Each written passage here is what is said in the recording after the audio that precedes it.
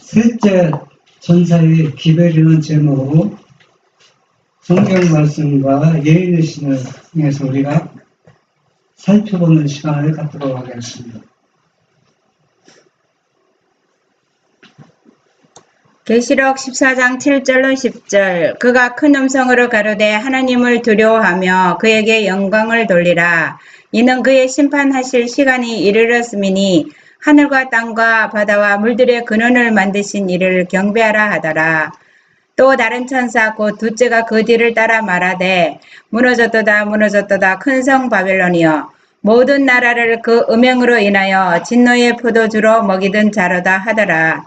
또 다른 천사 곧 셋째가 그 뒤를 따라 큰 음성으로 가로되 만일 누구든지 짐승과 그의 우상에게 경배하고 이마에나 손에 표를 받으면 그도 하나님의 진노의 포도주를 마시리니 그 진노의 잔에 섞인 것이 없이 부은 포도주라.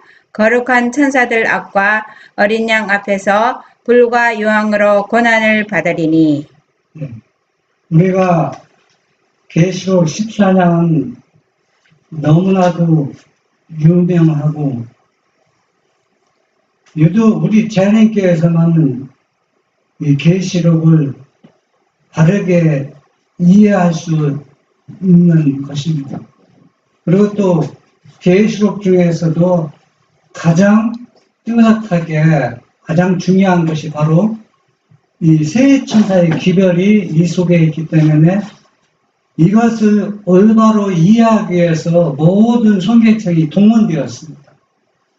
이것을 바르게 이해하고 또 이 기별을 마지막 시대에 선포하기 위해서, 그래서 세 천사의 기별 중에서 첫째 천사의 기별 속에 세 천사의 기별이 다 포함되어 있습니다.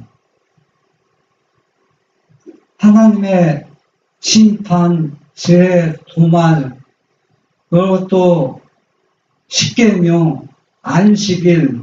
그런데 왜 셋째 천사의 기별이 왜 가장 중요하다고 설명하고 있느냐? 이 세 천사의 기별이 이 첫째와 둘째 천사의 기별을 자세히 설명하는 것입니다. 네. 그래서 셋째 천사의 기별이 결론이네. 네. 그러니까 자세히 설명해서 이 기별이 우리가 구원을 받고 멸망을 당하고 또 11시 일꾼들이 이 셋째 천사의 기별을 듣고 구름대처럼 모여든다고 했습니다. 그러니까 뭘 받는다는 얘기예요? 구원을 받는다는 얘기입니다. 그러면 사람들이 구원을 받는 이 진리가 우리가 무슨 말을 일체해야 될까? 여러분이 한번 생각해 보세요. 어떤 기별을 일체야 사람들이 이 기별을 듣고 예수님을 믿고 영접하겠느냐는 얘기입니다. 우리가 당하는 환난, 그것도 한 복음의 일부분이지만 핵심이 아니라는 얘기입니다. 각자 당하는 고난이나 뭐 그런 것들은 하나의 과정을 설명합니다. 왜냐하면은 우리가 어떻게 고난을 극복하고 죄의 도말을 받는 것을 설명하는 것이지 그 기별이 영혼을 불러들이는 게 아니라는 얘기입니다. 영혼을 불러들이는 것은 첫째 천사의 기별이라는 얘기입니다. 그래서 셋째 천사의 기별은 첫째와 둘째 천사의 기별을 설명하는 겁니다. 구원을 어떻게 하면 받고 어떻게 하면 멸망을 받느냐. 8중은 197조 첫째와 둘째 천사의 기별을 내포하고 있는 셋째 천사의 기별은 이 시대를 위한 기별이다. 우리는 하나님의 계명과 예수 믿음이라고 기록된 깃발을 높이 들려야 한다. 여러분, 첫째와 둘째 천사의 기별을 더 강하게 일치고 힘을 실어주는 것이 셋째 천사의 기별이라는 얘기입니다. 제가 언젠가 이게 이 시대를 위한 기별이니까 네, 지금 우리가 믿음으로 말미암는 의가 셋째 천사의 기별이라고 했습니다. 그렇죠. 왜 선지자가 말한 겁니다. 어떤 사람이 질문했을 때 그러니까 선지자가 그렇다고 했습니다. 그런데 우리는 성경에서 예인의 신에서 밝히지 않는 것을 밝히려고 노력하는 사람도 있는데 그것은 무의미한 것입니다. 어떤 사람이 그러더라고. 그 멜기세덱이 놓아야 될 셈이라고 전부가 했어요. 단호하게 반대했습니다. 왜냐하면은 셈은 야곱 시대까지 존속했던 사람입니다. 야곱 알잖아요, 여러분. 야곱 시대까지 존속해 있으면 멜기세덱이 누구의 가능성도 있어요. 셈의 가능성도 있는데 성경이나 예언의 걸 밝히지 않고 있습니다. 그런데 성경을 연구한 사람은 그것을 밝히면 사람들이 이야 참 처음에는 막 그냥 뭔가 얻지 못한 것을 새로운 것을 얻어서 힘이 나는 것 같지만은 그런 것을 좋아하는 사람은 결국은 다른 길을 가진다는 얘기입니다. 왜? 하나님이 이유가 있어서 밝히지 않은 것을 왜 사람이 자꾸 그걸 밝히려고 해줬습니까? 그거는 아는 게 중요한 게 아니에요. 왜냐하면 그것을 밝힐 필요가 없어서 하나님이 감춰놓은 것을 자꾸 사람이 드러내는 것입니다. 여러분, 선지자가, 하이 선지자 여러분이 잘 아시잖아요. 선지자가 얼마나 3년 동안 울었어요. 여러분 뭐 기억합니까? 3년 동안 울은 게. 왜 울은지 아십니까? 여러분, 존스와 와그너가 1888 기별이라고 하잖아요. 그건 다 부정하지 않잖아요. 그런데 지금 재림교회에서는 그 사람들은 달갑게 얘기잖아요. 결국은 누구를 배반하고 등을 돌리는 사람이에요. 하이프니가 하나님을 등을 돌리는 사람들입니다. 그래서 그 기별 자체도 별로 중요하게 생각하지 않네요. 근데 선지자가 말하겠어요. 그들이 비록 떠났지만은 그들이 잊힌 기별은 뭐다? 하나님께로 받은 기별이다 했습니다. 그거 안 돼? 그냥 하세요. 기별이다 했습니다. 그런데 이 선지자가 뭐라 했냐면 존스와 와그너가 믿음으로 말미암는 의의 기별을 일치기 전에 30년 전에 이 선지자는 그 기별을 이해하고 받아들였습니다. 그 얘기는 무슨 얘기냐? 그러면은 1888년이면은 30년 전이면 언제입니까?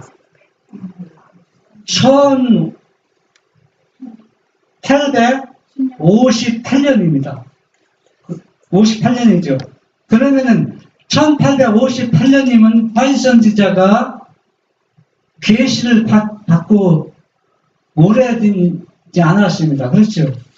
1843년에 윌리엄 밀러의 그 기별을 듣고 그때 바이 선지자도 어렸을 때 참나했었잖아요. 그래서 감동받고 그런 것이 자서전에 나오잖아요. 그러면은 1858년에 이 선지자는 뭘 받았다는 얘기예요. 계시를 통해서 믿음으로 말미암은 의를 기별을 받고 외쳤는데 사람들은 믿음으로 말미암은 그 당시에 이해하는 사람이 거의 없었어요. 근데 이 선지자가 3년 동안 울었다는 얘기 무슨 얘기냐? 아마 지금 그 얘기 안 나올 거예요. 옛날에 제가 그때는 그 얘기 분명히 봤거든요. 예수님에서. 지금 그 아마 없을 거라고 제가 생각합니다. 뭐냐면은 그 당시 처음에 이 어린 소녀가 재림교회 그때는 안식일교회 없었잖아요. 그냥 재림을 기다리는 재림 성도라고 했잖아요. 다. 그런데 이 재림 성도들이 모였을 때 어떤 유명한 목사님, 내노란 목사님 잘 알잖아요. 그 당시에. 그 목사님들이 안식일 얘기하지 믿음으로 말미암는 얘기했는데 도통 무슨 얘기인지 이해가 안 갑니다. 이해가 안 가. 나는 이해. 그래서 왜 하나님 나는 이것을 왜 이해가 안 되니까 3년 동안 나 울었다 했어요. 이해가 안 되니까 얼마나 답답합니까? 한번 생각해 보세요. 자기가 뭘 받은 사람이요? 계시를 받은 사람이 이해가 안 되는 겁니다.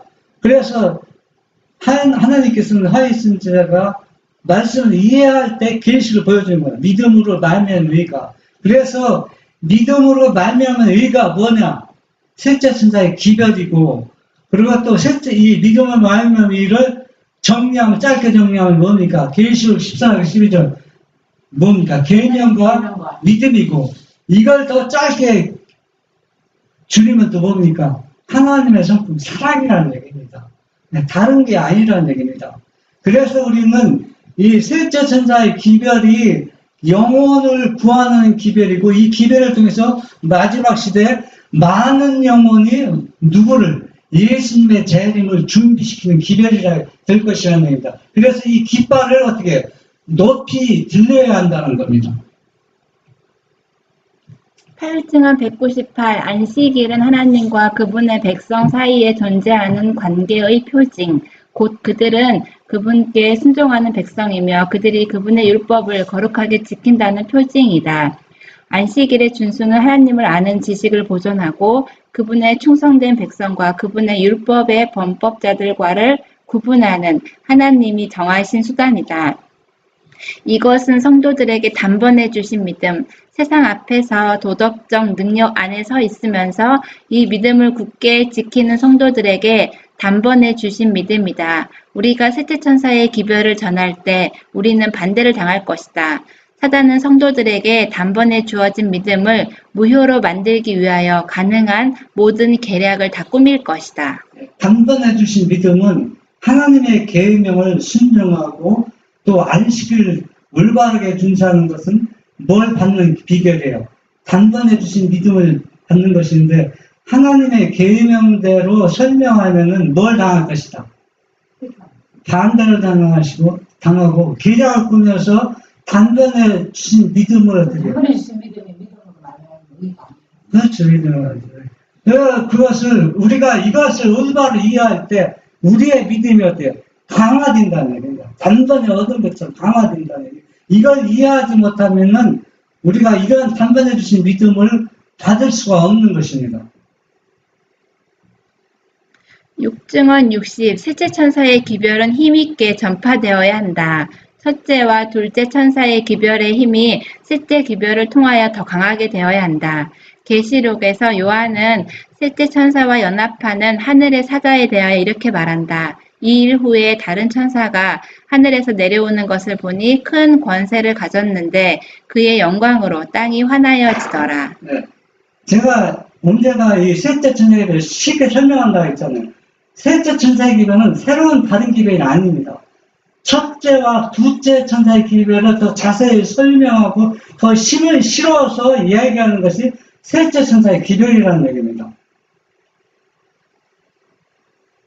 우리는 셋째 천사의 기별을 너무 엉성하게 전파하여 사람들을 감동시키지 못하는 위험에 빠져 있다.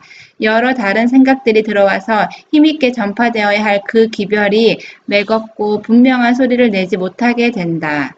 네. 우리는 새로운 것들을 전하는 사람들의 호기심이 많이 보입니다. 그냥 평상시 진리는 새로운 것들이 아니에요. 그런데 셋째 천사의 기별은 많은 사람들의 감동을 주는 기별입니다. 또 왜 감동을 주느냐? 영혼을 구원하거든요. 그런데 감동을 주지 못하고 엉성하게 되는 것은 사람의 생각을 집어넣어서 이 기별에 전하기 때문에 감동도 없고 뭡니까? 맥이 없는 것입니다. 1기별 383. 셋째 천사의 기별은 넷째 계명의 안식일에 대한 증거를 요구하며 이 진리는 온 세상 사람들에게 전파되어야 한다. 그러나 매력의 가장 큰 핵심이 되시는 예수 그리스도를 셋째 천사의 기별에서 제외하여서는 안 된다. 그러나 이 시대를 위한 사업에 종사하는 많은 자들에 의해서 그리스도께서 둘째 자리로 밀려났으며 이론과 논쟁이 첫째 자리를 차지하게 되었다. 쉽게 표현하면 셋째 천사의 기별의 핵심은 누구냐면 예수 그리스도입니다. 예수 그리스도를 우리가 경배하고 그분께 새로운 생명과 능력을 받는데 이상한 사람이 이룬 것들을 그런 것들 논쟁하다 보니까 가장 중요한 기별이 둘째 자리로 밀려나는 것입니다. 우리가 그렇게 돼서는 안 된다는 얘기입니다. 여러 사람이 믿음으로 말미암는 의에 대한 기별이 셋째 천사의 기별이냐고 편지로 나에게 물어왔으며 나는 그것은 참된 셋째 천사의 기별이다 라고 했다. 이거는 여러 사람이 자꾸 셋째 천사의 기별이 이상하게 자꾸 얘기하니까 어떤 사람이 질문한 겁니다. 여러 사람이, 한두 사람이 아니라. 셋째 천사의 기별이 믿음으로 말미암는 의에 대한 기별입니까? 그러니까 선지자가 뭐라고 했어요? 그것은 참된 셋째 천사의 기별이라고 대답한 것을 알 수가 있습니다. 믿음으로 말미암는 의의 기별에 대한 두려움, 바로 이 시대를 위한 기별, 새로운 진리가 아니라 바울이 가르치고 그리스도께서 친히 가르치신 그 기별이 될 것이다. 셋째 천사의 기별은 새로운 기별이 아닙니다. 사도 바울이 가르친 기별이고 예수님이 제자들에게 가르친 게 똑같은 기별이라는 얘기입니다. 십자가가 인간 가족을 위한 소망의 중심이 되는 것을 깨달은 자들만이 그리스도께서 가르치신 복음을 이해할 수가 있다. 그분께서는 세상과 하늘 우주 앞에서 인류를 유리한 위치에 세우기 위한 목적만을 위해 이 세상에 오셨다. 십자가가 복음의 중심이 되는 겁니다. 모든 기별은 십자가가 연결되지 않으면 그 복음은 우리를 사망으로 인도하는 것입니다. 그래서 모든 기별은 뭐와 연결이 돼야 돼? 십자가가 연결된다는 얘기는 예수님이 죽으심으로, 예수님이 죽었다는 얘기는 인간이 죽는 그런 죽음이 아니라 완전한 죽음입니다. 둘째 사망. 완전한 죽음은 완전한 속죄물이 된다는 얘기입니다. 그것을 올바로 이해하고 이걸 다른 모든 기별과 연결시켜야 된다는 얘기입니다. 그래야 이 복음을 올바로 이해하고 예수님의 오신 목적을 우리가 이해할 수 있다는 얘기입니다. 그분께서는 타락한 인류가 하나님의 아들로서의 그분의 능력과 효능을 믿는 믿음을 통하여 신의 성품에 참여하는 자가 될 수 있다는 것을 입증하기 위하여 오셨다. 오직 그분만이 죄인들을 위한 속죄를 이루시고 타락한 인류에게 낙원의 문을 열어주실 수 있으셨다. 네. 어떤 분이 이렇게 얘기하더라고요. 한 장로님인데, 우리가 셋이 얘기했는데, 장로님 무슨 얘기를 하느냐면은, 하나님이 인간이 되어서 아기도 태어나서 십자가 돌아가시면 엉엉 울더라고. 하나님 어떻게 그럴 수 있느냐고. 그래서 옆에 있는 사람이 그렇다고 감동적이야. 그래서 내가 옆에 있어요. 그것도 감동적이지만 한번 생각해 보셔. 하나님이 아들이 그 귀한 분이야. 아들이라는 건 부모의 사랑을 얼마나 받습니까? 아들이 와서 그 일을 했다는 거고 하나님이 죽었다는 거고 한번 생각해 보라고. 어떤 게 감동을 주느냐. 그런데 우리는 제가 자꾸 아버지 아들을 강조하는 거 자꾸 사람들이 되게 싫어하더라고. 좋아하는 사람 없어요. 제가 왜 자꾸 강조하냐면은 우리에게 감동을 주는 것은 여러분 자녀를 다 사랑하잖아요. 그 아버지의 사랑과 아들의 희생을 표현하는 것은 그 십자가입니다. 그게 한 인간, 한 사람 하나님이 죽으신 거고 한 아들이 죽은 거고 완전히 차원이 다른 겁니다. 이것을 우리가 올바로 이해하는 것이 중요성을 내가 알기 때문에 얘기하는데 사람들은 왜 이렇게 싫어하는지 모르겠더라고. 이 얘기하면 교회에서는 완전히 그냥 막 뒤집어져요. 우리는 진리는 모든 사람이 이해하기 쉽습니다. 어린아이도 똑같아요. 어린아이도 자기 부모가 귀한 줄 알고 자기 동생, 자기 형제가 귀한 줄 압니다. 그런데 아버지께서 아들을 희생한 것, 이 진짜 진리를 잊힌 것이 무엇 이렇게 사람들에게 나쁜 영향을 줍니까?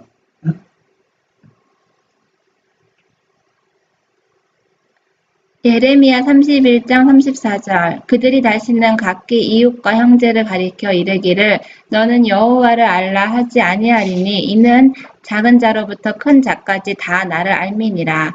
내가 그들의 죄악을 사하고 다시는 그 죄를 기억지 아니하리라. 여호와의 말이니라. 예수님의 십자가가 지성소에서 중부사업도 십자가 빛이 나옵니다. 그래서 십자가가 얼마나 중요한지. 그래서 사람들은 자꾸 십자가만 얘기하니까 뭐라 그러냐면 하나님의 하늘 성소에서 중부 사역도 뭐 못지않게 십자가 못지않게 중요하다고 얘기했습니다. 그러니까 한쪽으로 치우치 말고 평행선에 가서 십자가가 있기 때문에 중보사업이 연결을 돼야 된다는 얘기입니다.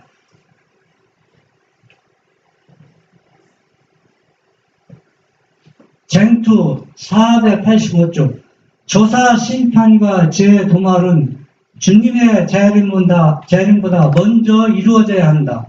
죽은 자들은 책들에 기록된 대로 심판을 받아야 하므로 그들의 사건이 심리되는 조사 심판이 마치기 전에는 그들의 죄가 도말될 수 없다. 사도 베드로는 유쾌하게 되는 날이 주 앞으로 이를 것이요 그리스도 곧 예수를 보내니 여러분 이름의 성신도 누가 온 겁니까? 예수님이 오고 유쾌하게 되는 날은 뭘 내는 겁니까? 늦은 빛도 누가 오는 겁니까? 예수님 자신이 오는 겁니다. 그래서 곧 예수를 보내리니 라고 말하므로 예수님께서 보내심을 받는 때는 믿는 사람들 죄가 도말될 것이라고 말한다. 죄를 도말할 때 하늘 성소에서 그냥 도말하는 게 아니라 예수님이 친히 우리 인간의 마음에 본인이 직접 오시는 겁니다. 직접. 네? 그리고 조사 심판이 마치면 그리스도께서 오실 것이다. 그리고 그분께서는 그때 모든 사람에게 행위대로 갚아주실 것이다. 쟁투 488 사단은 우리가 가장 잘 알아야 할 일들을 생각지 못하도록 하기 위하여 우리의 마음을 빼앗고자 무수한 관계를 고안한다. 그 기만자의 계수는 속죄의 희생 제물과 전능하신 중보자를 밝히 보여주는 위대한 진리를 싫어한다. 그는 그에게서 만사는 사람의 마음을 예수님과 그분의 진리에서 떠나게 하는 일에 달려 있다는 것을 안다. 우리가 생명을 살리는 이 말씀을 사단이 교묘하게 무수한 관계를 꾸며서 이 기만을 시킵니다. 이 기만에 넘어가면은 이 예수님의 중보는 예수님이 왜 중보가 중요하냐면 십자가로 돌아가심으로써 중보가 끝난 게 아닙니다. 그러니까 십자가가 끝난 게 아니라 중보도 십자가와 연결돼서 계속 중보할 때 자기의 손바닥에 피를 보이면서 아버지께 간구하잖아요. 십자가가 계속 진행 과정이랍니다. 중보 사업은. 네?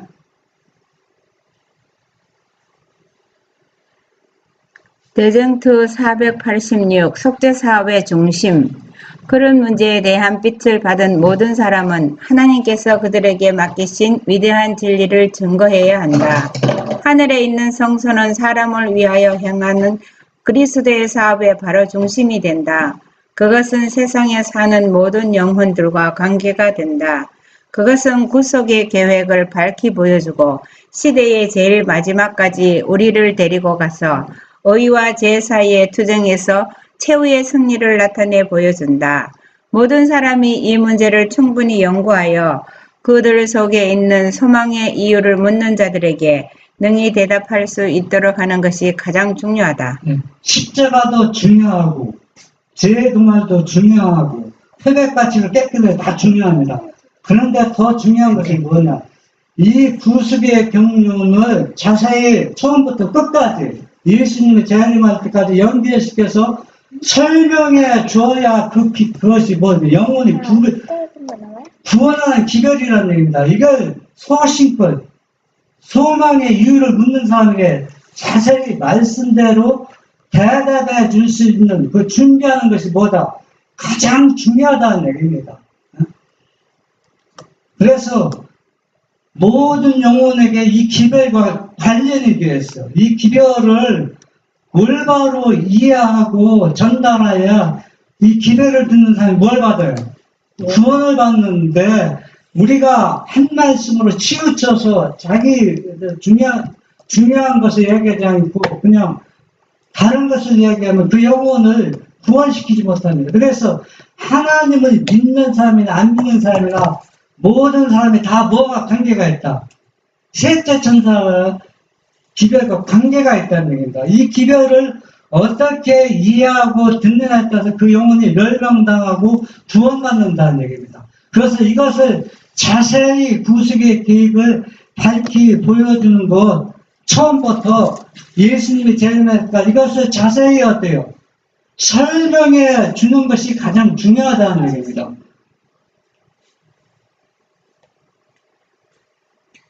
쟁투 489 하늘 상수에서 사람을 위하여 진행되는 그리스도의 중보 사업은 구원의 계획이 있어서 십자가 상에서의 그분의 죽음과 마찬가지로 기묘하다. 그분께서 부활하신 후 승천하여 하늘에서 완성하실 일은 그분의 죽으심으로 시작되었다. 그래서 예수님이 십자가의 죽으심으로 인해서 중보 사업을 통해서 우리가 죄가 완전히 도말받아요. 도말받는데 예수님이 중보 사업을 그냥 합니까? 뭘 하나님께 보이는 거예요? 아버지께. 자기가 십자가에서 흘린 자기의 의로운 피를 통해서 중보를 하고 있다는 얘기입니다. 계속. 그래서 그 피를 통해서 우리가 어떻게 죄가 도말받는지 여러분 말라기 3장 2절 3절에 보면 우리가 어떻게 된다고 했어요. 거기에 보면 전물같이 우리 한번 읽어봐요. 말라기 3장 2절 2절 3절. 그의 임하는 날을 누가 능히 당하며 그의 나타나는 때에 누가 능히 서리요. 그는 금을 연단하는 자의 불과 표벽하는 자의 잿물과 같을 것이라. 그가 은을 연단하여 깨끗게 하는 자 같이 앉아서 레위 자손을 깨끗하게 하되 금은같이 그들을 연단하리니 그들이 어려운 제물을 나 여호와께 드릴 것이니라. 예. 이 얘기는 제가 이제 다음 시간에 이제 준비하려고 하는데 간단하게 설명하면은 네 자손이 깨끗게 했다고 했습니다. 네 자손이 깨끗했다는 건 뭘 얘기하는 겁니까? 이미 예수님의 속죄 사업, 그 제물 되는 것을 설명하는 겁니다. 그래서 이 예수님이 완전한 제물로서 사망으로 죄를 완전히 예수님 죽음으로 승리한 것처럼 네 자손이 깨끗한다는 건 예수님 자신이 완전한 제물로서 바친 것처럼 예수님을 믿는 사람들은 연단을 통해서 네 자손을 깨끗게 한 것처럼 우리 자신이 깨끗한 제물로 아버지께 예수님이 드리는 겁니다. 그 과정이 이제 제가 다음에 설명할 텐데 그 과정. 그런데 우리가 중요하죠. 우리가 죄 도말받는 과정, 연단을 통해서 윤같이 단련되는 것. 그러면 이것은 무엇을 의미하는 건가? 우리가 죄 도말되는 것, 어떻게 도말되는 것을 그것을 설명해 주고 있는 것입니다. 쟁투 489 우리는 믿음으로 앞서 가신 예수께서 우리를 위하여 들어가신 그 휘장 안으로 들어가야 한다. 거기는 갈바리의 십자가에서 나온 빛이 비치고 있다. 우리는 거기서 구속의 오묘를 더욱 밝히 살펴볼 수 있다.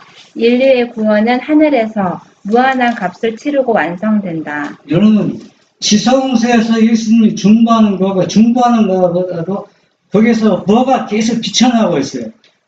십자가의 사랑의 빛이 비쳐서 그걸 통해서 예수님을 중보하고 우리를 죄를 용서하고 우리의 죄를 도말시키는 것입니다.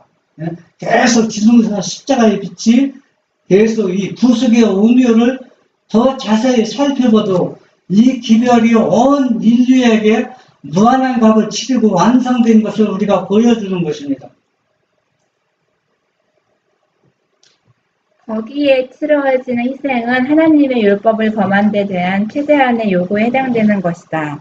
예수님께서 아버지의 보좌로 나아가는 길을 열어주셨으므로 그분을 믿음으로 그분께 나아가는 모든 사람의 진정한 소망도 그분의 중보를 통하여 하나님 앞에 상달될 수 있다. 이 중보가 없다면 우리는 올바른 믿음 위에 설 수가 없습니다. 예수님이 십자가에 돌아가시고 끝난 것이 아니라 그 십자가의 피를 통해서 계속 그 중보를 통해서 우리에게 힘을 실어주는데 당신의 완전한 속죄물이 된 그 의를 우리에게 계속 나눠주고 이 의를 통해서 하나님 앞에 상달되게 하는 것입니다. 실물교훈 204 비유에는 탕자의 잘못을 견책하거나 조소하는 장면이 전혀 없다. 그 아들은 자기의 과거가 용서함을 받고 잊어버린 바 되었으며 영원히 그의 죄가 도말되었다는 것을 느낀다. 이와 같이 하나님께서도 죄인에게 내가 내 허물을 빽빽한 구름에 사라진 같이 내 죄를 안개의 사라진 같이 도말하였으니 내가 그들의 죄악을 사하고 다시는 그 죄를 기억지 아니하리라. 악인은 그 길을 불의한 자는 그 생각을 버리고 여호와께로 돌아오라. 그리하면 그가 긍휼히 여기시리라. 우리 하나님께로 나아오라. 그가 널리 용서하시리라. 나 여호와가 말하노라. 그날 그때에는 이스라엘의 죄악을 찾을지라도 없겠고 유다의 죄를 찾을지라도 발견치 못하리니 라고 하신다. 예. 우리가 이 성경 말씀은, 이 말씀은 지금 예수님이 지성소에서 말세에 이루어질 그 죄의 도말만을 지금 얘기하는 겁니다. 그것도 포함되지만 이 얘기는 아담으로부터 우리에게 예수님은 우리를 용서해 줄 때 어떻게 용서해 줍니까? 죄에서 완전히 떠날 수 있게끔 완전한 용서입니다. 왜 완전한 용서냐? 예수님의 속죄물은 부족한 것입니다. 완전한 속죄물이기 때문에 그것을 믿음으로 받아들이고 또 앞으로 다가올 시험과 죄도 이길 수 있는 능력을 주신다는 것을 믿음으로 받아들이는 사람은 죄의 도말을 받는 것입니다. 죄의 도말을 받아요. 왜 죄의 도말을 받느냐? 그거는 단번에 주신 믿음을 받았기 때문에 용서받는 것으로 끝나는 게 아니라 앞으로도 죄를 이길 수 있는 뭘 주는 겁니까? 능력을 주는데 왜 말세에 주어진 기별이라고 그러는가? 그것은 우리를 너무 사랑하기 때문에 우리가 예수님이 바라는 만큼 우리가 믿음이 자라나고 죄의 유혹에서 이기고 이게 그 성화되었는데 우리가 자꾸 실패하고 넘어지니까 우리의 심판은 자비의 초청입니다. 너 죄를 지어서 죽이려고 하는 것이 아니라 우리를 살리려고 심판하고 중보하는 것이라는 얘기입니다. 이 도말은 탕자가 돌아왔을 때 그가 뭘 받았어요? 얼마나 고생이 있습니까? 아버지 말씀을 순종하지 않으므로 얼마나 나쁜 짓을 많이 했어요. 부모의 사랑을 오해하고. 그러나 그가 모든 시련과 연단을 통해서 뭘 깨달았어요? 아버지 사랑을 깨달았어요. 아버지의 사랑을 깨달은 것을 죄의 도말을 받은 것처럼 이에 깨달았다는 얘기입니다. 그러니까 그 사람이 죄를 짓겠어요? 안 짓습니다. 왜? 연단을 통해서 도말을 받았어요. 그렇게 해야 착한 사람.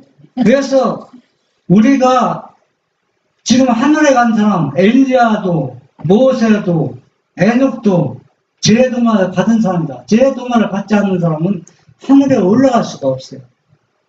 죄의 도말은 우리를 용서해 주되 완전한 용서, 완전한 속죄물을 얘기하는데 우리가 그걸 올바로 이해하지 못하고 있다는 얘기입니다. 이는 여러 사람의 마음의 생각을 드러내려 함이니라. 구주의 생애의 빛 속에서 창조주로부터 흑암의 임금에 이르기까지 모든 사람의 마음이 드러났다. 사단은 하나님을 이기적이고 억압적이며 모든 것을 요구하면서 아무것도 주지는 않으며 자기의 영광을 위하여 피조물에게 봉사하는 강요하나 피조물을 위하여 아무런 희생도 하지 않는 분으로 나타냈다. 그러나 그리스도를 선물로 주신 사실은 하나님 아버지의 마음을 나타내준다. 네, 여기서 왜 사단이 하나님은 이기적이니까 아무것도 주지 않으면서 순종하라, 네? 봉사하라, 네? 강요만 한다는 얘기입니다. 희생할 것도 없이 사단이 왜 이것을 주장합니까? 그런데 뭐라 했어요? 아들 그리스도를 선물로 주신 사실은 아버지의 마음. 그러면 왜 사단이 이 얘기를 하느냐면은 아버지와 아들을 분리시키면은 사단이 주장하는 대로 아버지는 아무것도 한 게 없어요. 누가 다 한 겁니까? 아들이 한 거기 때문에 그래서 사단은 이것을 합리화시키기 위해서 이걸 했는데 많은 사람들에게 다 이 관계에 다 넘어갔습니다. 더 넘어가서 하나의 비유처럼 역할처럼 그렇게 해서 진짜 하나님이 이기적인 하나님 아무것도 우리에게 주지 않고 강요만 한다. 진짜 그런 하나님으로 만든다는 사실을 사람들이 올바로 이해할 것 같으면은 이 아버지의 아들의 희생을 얼마나 크나큰 희생인데 이 아들을 준 사람이 아무것도 주지 않고 어떻게 이기적이라고 말할 수가 있어요.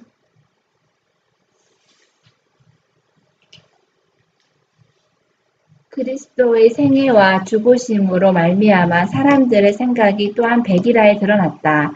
구유에서 시작하여 십자가에서 마친 예수의 생애는 자아 포기와 고난에 참여하라는 부르심이었다. 예수의 생애는 사람들의 목적을 드러냈다. 예수께서는 하늘의 진리를 가지고 오셨는 바 성령의 음성에 귀를 기울인 모든 사람은 다 그에게로 이끌렸다. 예수님 자신이 진리입니다. 유대인들은 예수님을 대적했기 때문에 그들은 예수님을 십자가에 못 박았습니다. 오늘날도 똑같은 방법으로 예수님을 배반하고 십자가에 못 박지 않지만 다른 형태로 예수님을 배반하는 형태가 계속 역사는 반복되고 있습니다.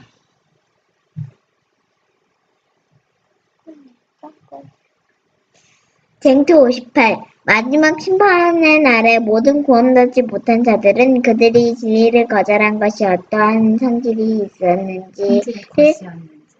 것이었는지를 깨닫게 될 것이다. 십자가가 제시될 것이요. 그 십자가의 참뜻이 범죄로 말미암아 어두워졌었던 각 사람의 마음에 이해될 것이다. 신비한 희생 제물이 달려있는 갈바리의 광경 앞에서 죄인들은 정죄를 받게 될 것이다. 여러분이 성경을 볼 때나 예수를 볼 때 다는 그렇지만은 순서대로 나열되지 않은 게 있어요. 성경도 순서대로 나열되지 않은 게 있다는 얘기입니다. 예수님도 이렇게 대상태 보면은 그러니까 먼저 하고 야중에 오고 이게 연결되면 연결시켜야 되는데 그렇게 되지 않은 거는 왜 그러는지 저는 그것을 그 이유를 찾지 못했지만 그것도 하나의 이제 섭리라고 우리가 받아들여야 되는데 마지막 심판 때는 우리가 변명할 여지가 없어요. 왜? 우리의 생각이나 동기가 다 기록되어 있습니다. 그 기록된 것이 무엇을 통해서? 십자가 광야 앞에서 죄인들은 정죄를 받게 될 것입니다. 모든 사람은 변명할 수가 없어요. 그래서 내가 가장 가슴이 아프고 마음이 아픈 것은 아버지와 아들을 믿는 사람들의 형태를 보면은 중구난방이에요. 존스와 아우라처럼 올바른 진리를 이해가 깨달아서 처음에 좋아하더니 너무 핍박이 심하고 어디 발붙일 곳이 없어요. 다 배척당하고 이상당하고 그렇기 때문에 사람들이 한마디로 하면 올바르게 그것을 끝까지 하는 사람이 거의 없어요. 다 엉뚱한 일 저지르고 또 차라리 아버지와 아들을 그 진리를 모른다고 하는 게 더 나을 뻔한 사람도 꽤 많이 있습니다. 이거지고 또 어떤 사람은 영적 자만에 빠져서 이것만이 모르면 구원 못 받는 것처럼 이것이 뭔 것처럼 물론 그 진리는 교리를 맞지만은 영적 자만에 빠져서 해결하지 못하는 겁니다. 그렇다고 진리가 왜곡될 수는 없는 겁니다. 비록 사람이 잘못하고 실수한다 할지라도 진리는 진리라는 것을 우리가 이해하고 받아들여야 된다는 얘기입니다.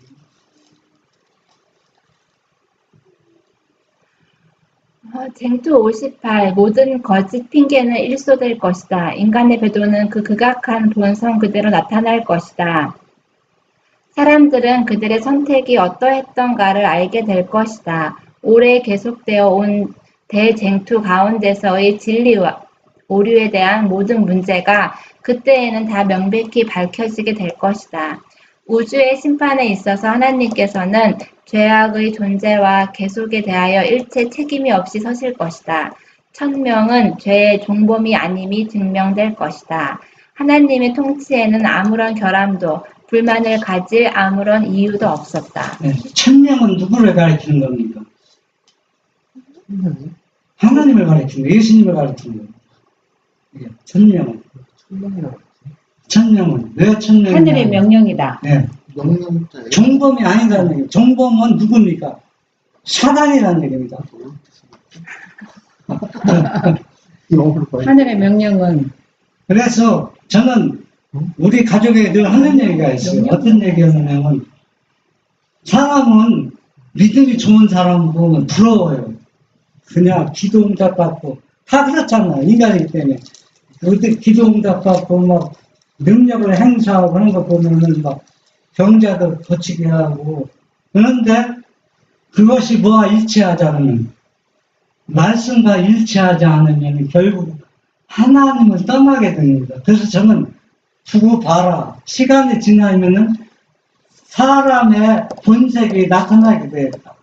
진짜 하나님께로 온 것인지 사단에게 온 것인지 결국은 드러난다는 얘기입니다. 그런데 우리가 심판받을 때 이런 일이 드러나는 것은 너무 늦은 겁니다. 왜? 은혜의 시기가 끝난다니까 드러나야 무슨 소용이 있습니까? 그러니까 우리가 은혜의 시기가 끝나기 전에 하나님이 주신 기별은 천명은 변명할 여지가 없습니다. 왜? 하나님은 죄의 창시자가 아닙니다. 종범은 누굽니까? 사단입니다. 모든 사람의 마음의 생각이 드러날 때 하나님께 충성한 자들이나 반역한 자나 다 일제히 만국의 왕이시여 주의 길이 의롭고 참되시도다. 주의 의로우신 일이 나타났음에 주여 누가 주의 이름을 두려워하지 아니하며 영화롭게 하지 아니하오리이까 라고 선포하게 될 것이다. 마지막 악인들이 죽을 때 사단도 그렇고 나 원통합니다 하고 하나님께 하소연하는 사람이 있습니까? 하나님은 뭐다? 공의로운 분이시나 하나님은 자비롭다 하고 고백하고 다 죽는다는 얘기입니다. 왜 악인들이 그렇게 하고 왜 죽습니까? 일찌감치 회개하고 진리를 받아들이면 얼마나 좋습니까? 유다의 회개. 네, 마지막에 왜 그렇게 죽는지 모르겠어요.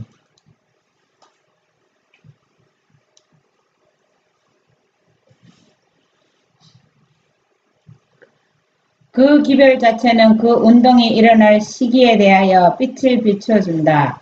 그 기별은 영원한 복음의 일부분이며 그것은 심판의 시작을 알려준다. 각 시대의 구원의 기별은 전파되어 왔다. 그러나 이 기별은 오직 말세에만 전해질 복음 기별의 일부분이다. 이거는 전투 350. 그 대전에 나온 건데 조사 심판과 제 도말 과정을 설명하는데 이거는 말세에만 주어진 기별이에요. 말세. 그래서 이 기별은 영원한 복음에 속하지만 한 일부분이고 일부분입니다. 그래서 구원의 기별은 각 시대마다 구원의 기별이 전파되어 왔습니다. 그래서 이 기별은 오직 어느 때만 말세에만 전해지기 때문에 복음 기별의 일부분이라는 얘기입니다. 일부분이라고 해서 중요하지 않다는 얘기가 아닙니다. 예? 그래서 제일 중요한 기별은 성경에서 중요하지 않은 기별이 없어요. 다 중요하지만 그러나 이 말씀을 올바로 인지하고 순종하지 않으면은 결국은 그 사람의 본색이 드러나서 악의 영의 지배를 받게 된다는 얘기입니다. 그래서 우리는 말씀 선지자가 한 얘기대로 성경이나 선지자가 알려주지 않은 것은 우리가 억지로 그것을 이해하려고 할 필요가 없어요. 왜? 우리 이해할 필요성이기 때문에 말하지 않은 것을 사람이 얘기하다 보면 자기 생각을 집어넣는다는 얘기입니다. 그게 아무것도 아닌 것 같지만 결국은 가장 중요한 기별에 시작해서 사람들에게 감동을 주지 못하게 된다는 얘기입니다. 그래서 저도 부족하고 연약하지만은 제가 받은 바 빚대로 순종하려고 노력하고 있습니다. 여기 계신 모든 분들이 받은 빚대로 순종해서 머지않아 예수님이 재림할 때 예수님을 반가이 영접하는 우리 모두가 되기를 바랍니다. 아멘.